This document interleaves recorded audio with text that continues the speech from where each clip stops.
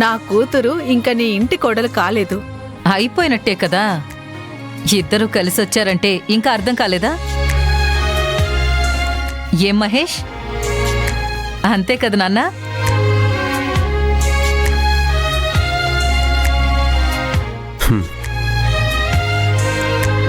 మిత్ర, నీకు చీర కట్టుకోవడం ఎలా వచ్చింది? ఆంటీ నేర్పించారు.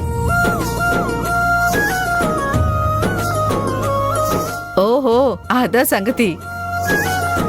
తనకి నువ్వు నేర్పాల్సినవన్నీ నేను నేర్పిస్తున్నాను. ఇక మీదట అత్తైనా అమ్మైనా నువ్వే కదా పార్వతి. మిత్ర, ఇక నుంచి నువ్వెప్పుడు శారీలే కట్టాలి. మహేష్కి ఎలా ఉంటే ఇష్టమో అలాగే ఉంటాను మామ్. డాడ్, నేను ఫ్రెష్ అయ్యి వస్తాను.